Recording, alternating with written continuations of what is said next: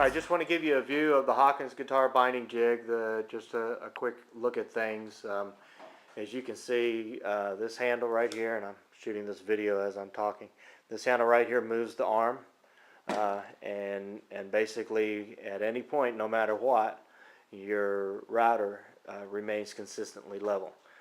It will either rest down here, down low, I'm sorry, or you can actually raise it up, put it together, and I always put just a safety clamp on it. Alright, see that, everybody?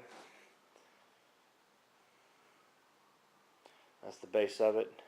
You'll need to mount your base on here, so you're going to have to find some way. You can drill a hole right through there and screw it right into your tabletop, or put some bolts in there, but do something that's going to work well and going to hold that.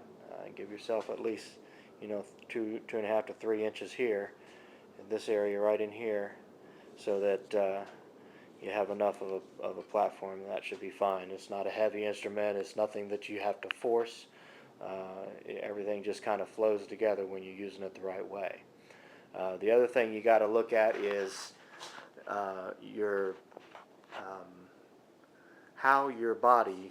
guitar body is going to mount onto the platform, the upper platform. This guitar is an old guitar, and I know you're all looking at that going, what in the world? Don't worry.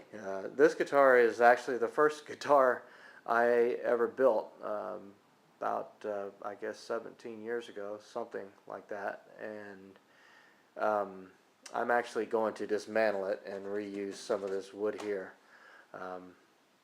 because I don't really like it. And I never did put the finish on it. I moved on to my next one.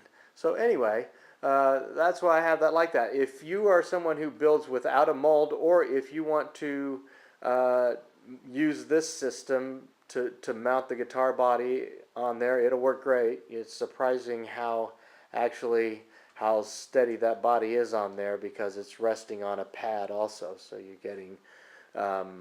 getting a good stable environment.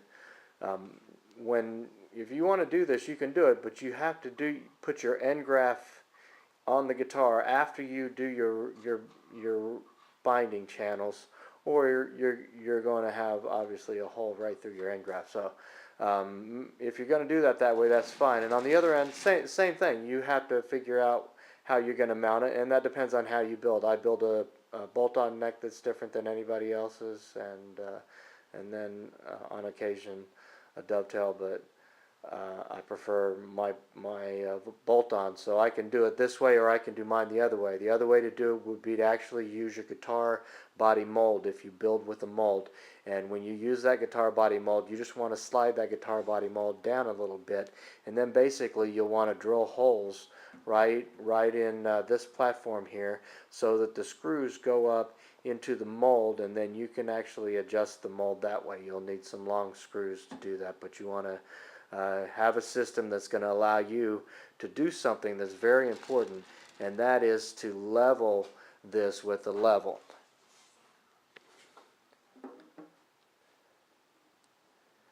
That should be just about center of the distance between here and here, and when it is, that bubble should be right in the middle there. You want to make sure that this guitar body is level. It would be on this end, on the upper bout end, that you're going to be raising it or lowering it. So you got to develop your own system, really, of how you're going to mount your body on there, depending upon how you build, and work around that. You just want to plan it out carefully so that you don't end up in a pickle trying to figure out how to put your body on there. So in other words, don't do your end graft before you do the body. I'm going to route this binding right off of here, just to show you how to use the router and the binding jig. So let me mount the video camera, and you can take a look and see how this thing works.